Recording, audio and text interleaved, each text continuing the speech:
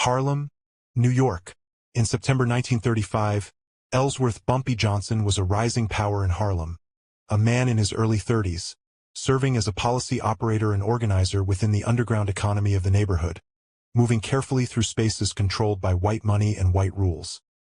He walked the streets with purpose, dressed with care, and understood that appearance itself was a form of armor.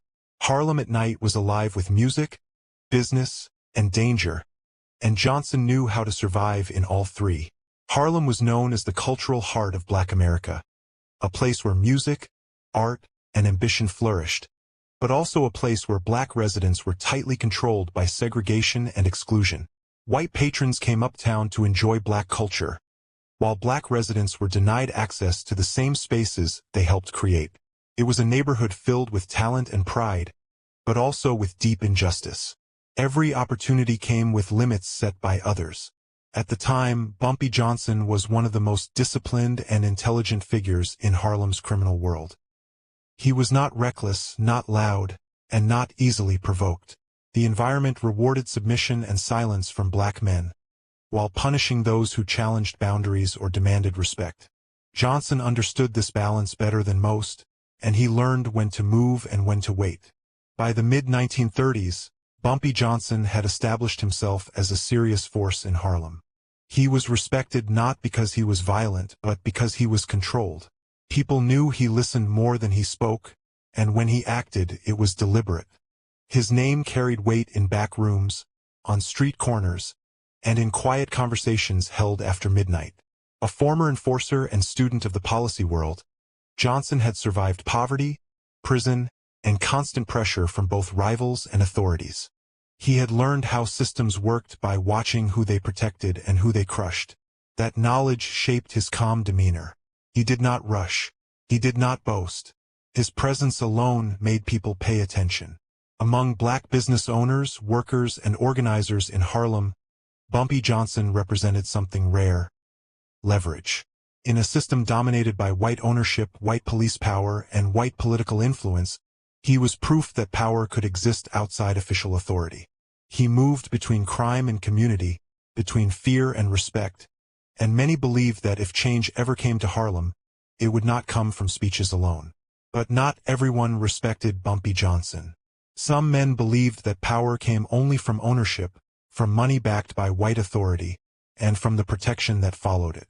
One force in particular stood in opposition to everything Johnson represented: the Cotton Club and the men who controlled it.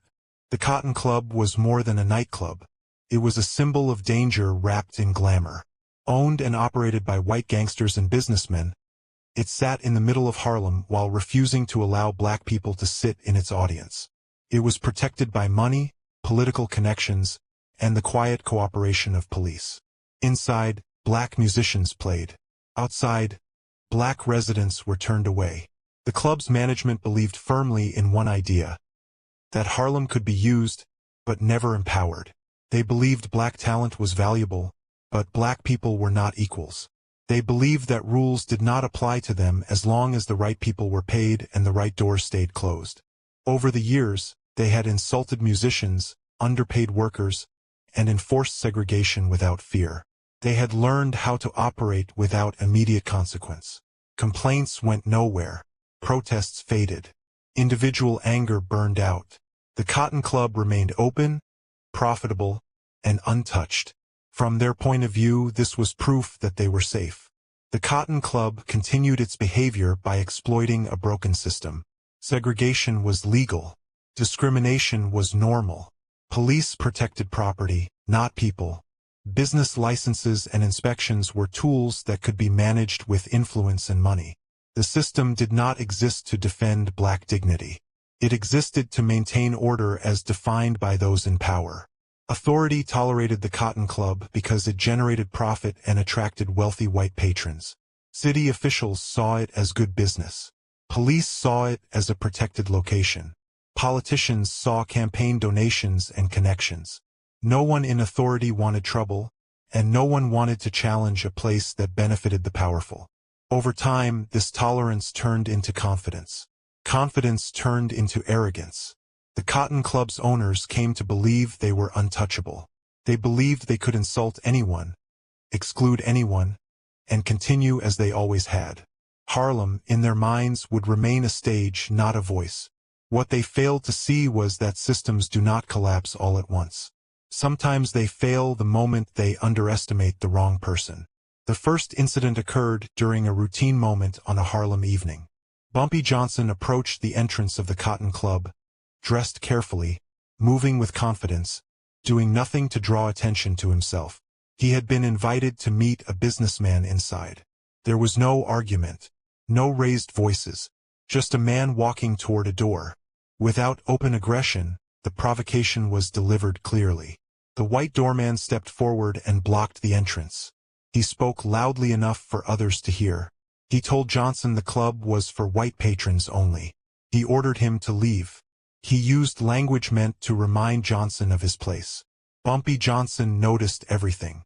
The tone, the eyes of the crowd, the certainty in the doorman's voice. He understood that this was not personal. It was policy. It was routine. It was meant to be small, casual, and final. Johnson did not argue. He did not raise his voice. He did not threaten. He stood still, looked at the man in front of him, then stepped back and walked away. To those watching, it looked like acceptance. A well-dressed black man being turned away and choosing silence. To observers, this appeared as weakness. Those close to Bumpy Johnson expected anger. Some expected violence. Others expected him to make a call or return with backup. They knew his reputation. They knew he was not a man who accepted insults easily. But restraint was deliberate. Johnson understood the setting. He understood the rules of the street and the rules of power. A public argument would have ended with police intervention. Violence would have ended with arrests or death. Either result would have served the Cotton Club, not him.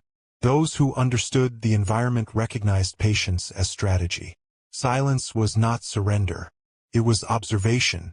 Johnson was not walking away from the insult. He was carrying it with him, measuring it, deciding how it would be answered. In places like Harlem, survival often depended on knowing when not to act. The next incident occurred days later, outside another white-owned business near the Cotton Club. Bumpy Johnson was recognized by staff and deliberately ignored. Service slowed. His presence was treated as a problem that needed to disappear. The message was quiet but clear. He was not welcome. Again, Johnson said nothing and left on his own. A week later, the provocation became sharper. A Cotton Club manager openly mocked black musicians in front of others, making comments about how easily they could be replaced. Johnson heard about it the same night. The insult was no longer private. It was meant to travel. Johnson remained silent. Another incident followed soon after, this time involving work. A black employee known to be connected to Johnson was suddenly dismissed without cause. No explanation was given. The firing was meant as a warning. It suggested that anyone linked to Johnson could be punished. Again, Johnson did not respond. Then came the fourth incident. A supplier quietly told Johnson that he had been pressured to stop doing business with anyone associated with him. The Cotton Club's influence was spreading beyond its walls. Still, Johnson stayed calm. No threats were made. No orders were given. Each incident increased the Cotton Club's confidence. Silence was misread as fear. Patience was mistaken for surrender.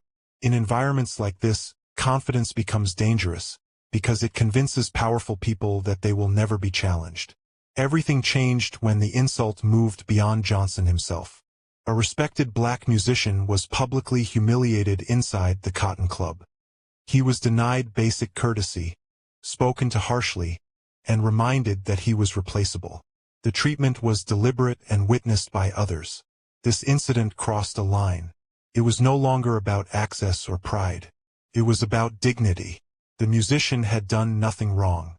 He had given the club its sound, its reputation, and its profits. And still, he was treated as disposable. Authority response was minimal. No investigation followed. No apology was offered. Management dismissed the complaint and continued business as usual. To them, nothing had happened. From that moment, the outcome became inevitable. What had been tolerated quietly could no longer remain unanswered. That evening, Bumpy Johnson spoke quietly. He did not gather a crowd. He did not raise his voice. He spoke only to a small group of people he trusted, men and women who understood how Harlem really worked. The room was calm. There was no anger on his face. He did not threaten the Cotton Club or its owners. He did not speak about revenge. Instead, he spoke in simple terms about cause and effect. He said the situation could not continue as it was. He said the club would soon face pressure from every direction it depended on. Labor, supplies, support. Silence would end. Those who heard him understood the meaning. They knew Johnson well enough to recognize that when he spoke this way, decisions had already been made. There would be no public announcement, no warning, only consequences. The setting of the final incident was ordinary. The Cotton Club prepared for another night of music and wealthy white guests. Tables were set. Lights were adjusted. Musicians arrived for rehearsals. Staff reported for work like they always had. Routine continued as usual. Outside, Harlem moved through its evening rhythm. People walked the streets. Stores closed their doors. Nothing appeared different. There were no signs of trouble. This contrast made what followed unforgettable. The Cotton Club escalated publicly. Management made its position clear, not just through policy, but through action. That night, a black performer was ordered off the stage early without explanation. The dismissal happened in front of guests, staff, and other musicians. Laughter followed. No effort was made to hide the insult. This time, there was no ambiguity. The message was direct. The club could humiliate black talent openly and face no consequences. It was a display of power meant to end resistance before it began. Bumpy Johnson stood. He did not shout. He did not argue. He rose from his seat and walked out, calm and controlled. Those who noticed understood that something had shifted. Silence no longer meant waiting. According to witnesses, everything happened in seconds. The response did not come in the form of chaos. Came as action. Coordinated. Controlled. Immediate. Labor walked out. Musicians refused to play. Deliveries failed to arrive. Inspections followed. Licenses were questioned. Patrons complained. Costs rose. The Cotton Club's night collapsed without a single punch thrown inside the room. Before intervention was possible, the outcome was decided. The club was no longer in control. Bumpy Johnson stopped immediately. Once the pressure was in motion, he did not appear again at the Cotton Club. He did not confront management. He did not give interviews. He allowed the system he had activated to do its work. When questioned by police and city officials, he was calm. He did not resist. He answered little. Before leaving one meeting with associates, he delivered a single final line. He said, "They made their choice. Now they will live with it." Those words were enough. The Cotton Club survived, but not unchanged. Costs increased. Talent became harder to keep. Operations became unstable. The confidence that once protected the club disappeared. Management was forced to negotiate, adjust, and reconsider how it treated the people it depended on. Behavior across the environment changed. Other clubs took notice. Owners became more careful. Musicians demanded respect. Workers understood their leverage. Harlem learned that power did not only come from official authority, but from coordination and resolve. The message required no repetition. When the events were reviewed later, a clear pattern emerged. Nothing had happened suddenly.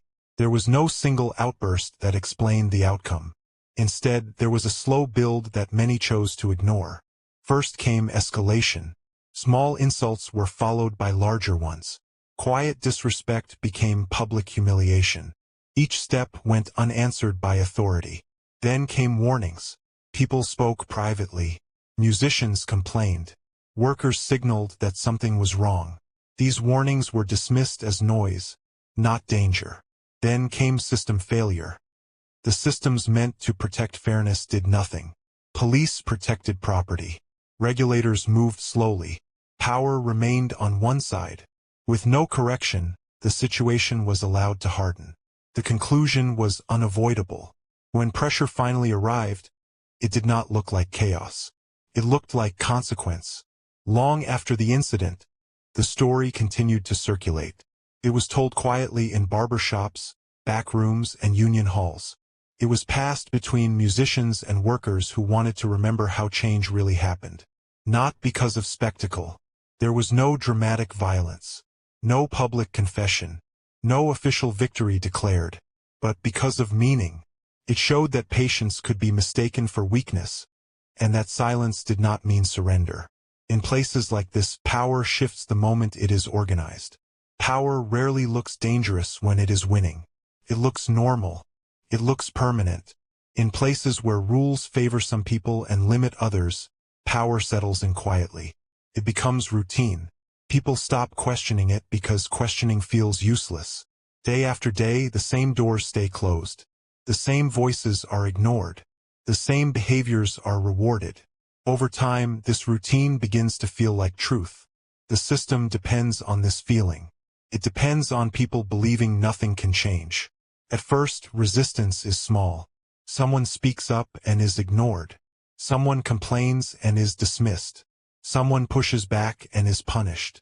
Others watch and learn. They learn when to stay quiet. They learn how to survive.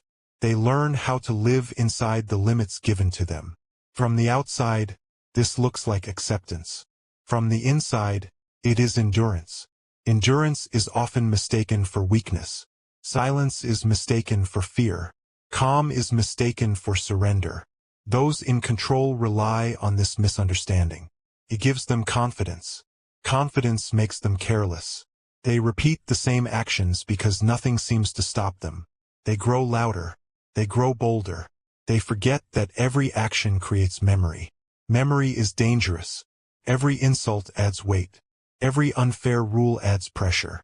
Every ignored warning adds tension. Nothing breaks yet.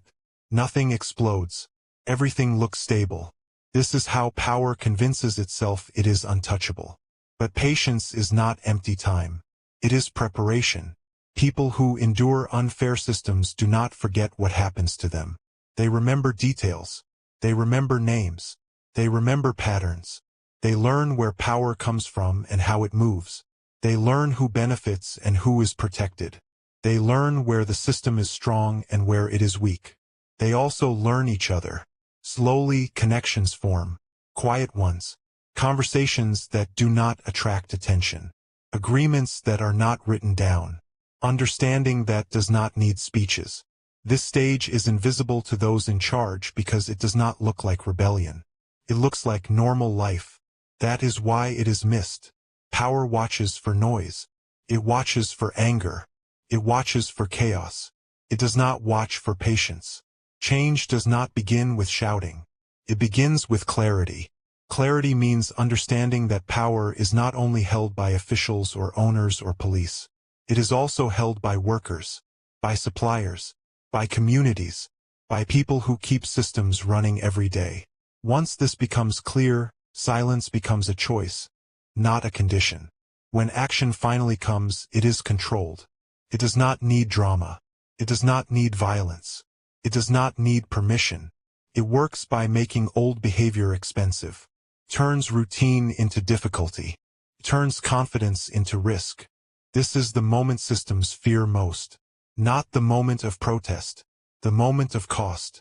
When behavior carries cost, behavior changes.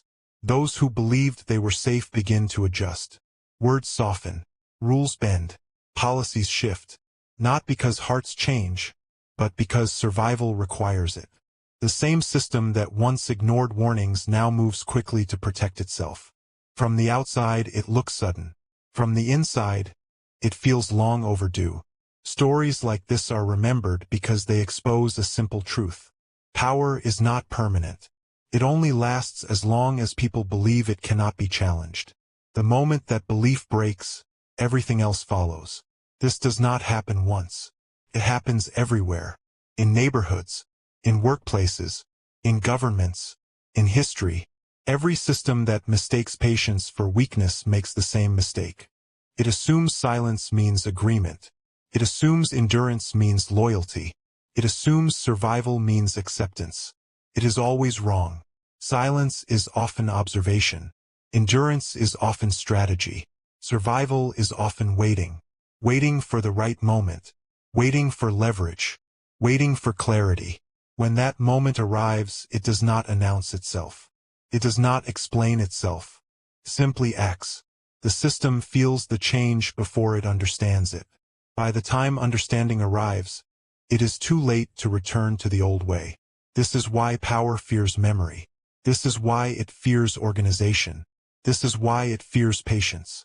Because patience does not forget. And it does not forgive systems that refuse to listen.